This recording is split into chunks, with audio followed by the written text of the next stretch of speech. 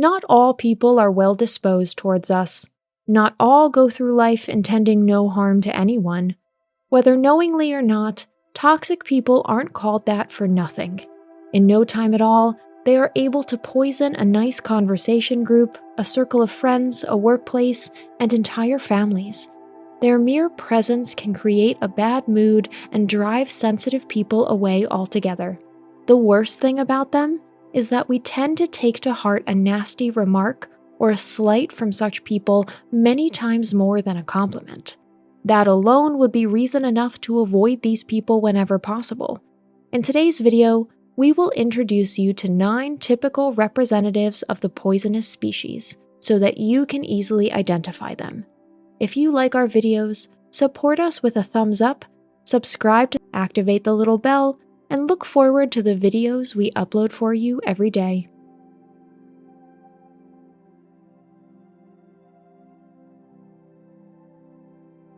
Number 1. The eternal victims. Some people have played the role of victim for their entire lives. They wallow in self-pity and never miss an opportunity to point out their pitiful situation.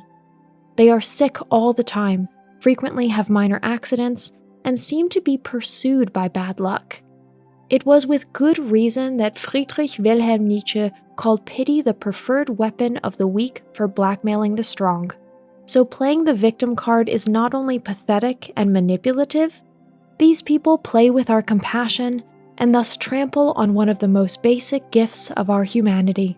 Number 2. The Notorious Know-It-Alls. Have you met men or women who always know better than anyone else? They don't even place any value upon the reasoned arguments of recognized experts. Unfortunately, knowing better is often the opposite of being smart. Therefore, this phenomenon very often affects people who are blessed with little intelligence, which then makes enduring their ridiculous monologues all the more tiring. Number 3. The Self-Destructors. These people also play on our instinct to help others. However, they're much more toxic than the eternal victims. Self-destructors are really dangerous. The self-destructors apparently do everything they can to encourage us to save them, but in reality, they don't want to be saved. They live their lives on the edge, which can sometimes catapult them into the abyss and beyond. They may be adrenaline junkies, people with an addiction problem, or those who repeatedly enter into relationships that are not good for them. For normal people in their immediate environment, they create a constant anxiety that feels like the struggle to juggle 10 balls above your head.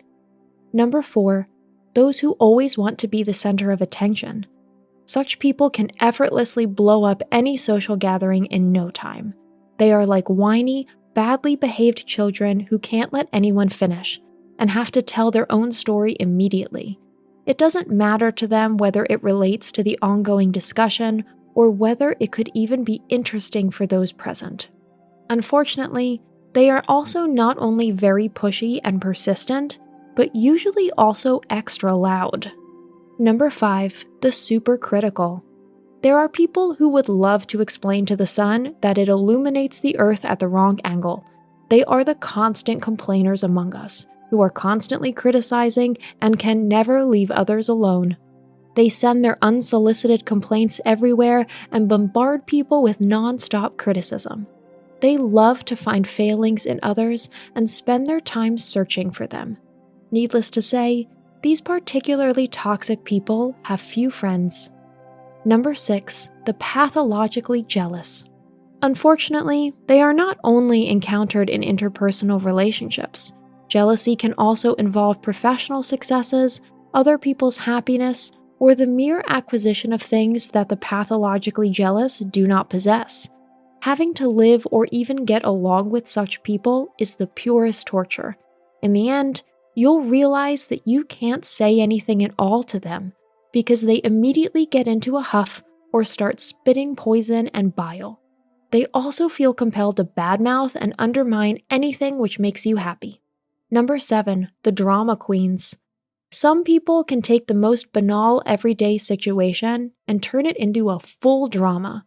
Unfortunately, they not only drive up their own blood pressure, but also that of anyone nearby. Anyone who seeks danger and catastrophe everywhere will eventually psychologically destroy those around them. Therefore, you should also avoid the drama queens, if at all possible. Number 8. The gossips. The systematic spreading of gossip is described in a famous pop song of the 80s as so-called devil's radio. Indeed, what is the effect upon our peace of mind if we are left unprotected from the terrible stream of nonsense emitted by incurable gossips? What character traits underlie the need for sensationalism? It is mainly a sick enjoyment at seeing others in difficulties that reigns here. Those of low moral attainments see their own advancement in the denigration of others. In other words, they feel pulled upward to the same extent that they push others downward. Gossip addiction has nothing in common with the harmless exchange of news or mere office gossip. It's all about discovering negative information about other people, collecting it, embellishing it a little, and spreading it as widely as possible. Number 9. The Selfie Generation. The development of the internet has brought forth a new kind of toxic personality to the already colorful human species, a personality type which had not existed in this form before smartphones and other connected mobile devices. This toxic type suffers the compulsion to always and everywhere snap the most perfect possible picture of himself in action, or not, and post it in real time on all social media. Not only does this share some narcissistic personality traits, but this type is also dangerous. Now, every year, numerous people have accidents while trying to pose in the most breakneck positions for their followers. What's more, this selfie mania also annoys other people who just want to enjoy the wonderful view or the beautiful food on their plate. This is an additional tragedy of this obsession. Life is documented in real time, but no longer consciously perceived. Today's conclusion: 9 poisons raised to the power of 10. Don't mess with these toxic types. They maniacally drive towards their goals regardless of impediments. If you are not 100% for them, you are against them, and therefore, you become their enemy. As with sociopaths, they have no empathy and no understanding of their surroundings. The sad thing about this is that they don't just make life difficult for others. In contrast to the classic manipulators, they themselves also seem to derive no pleasure from their actions. Their goal is not to gain power and then savor it. They are basically just insecure and undeveloped personalities who cannot escape their negativity and difficult character. Nevertheless, when dealing with them, self-defense must be prioritized over compassion for their sorry condition. That's it for today.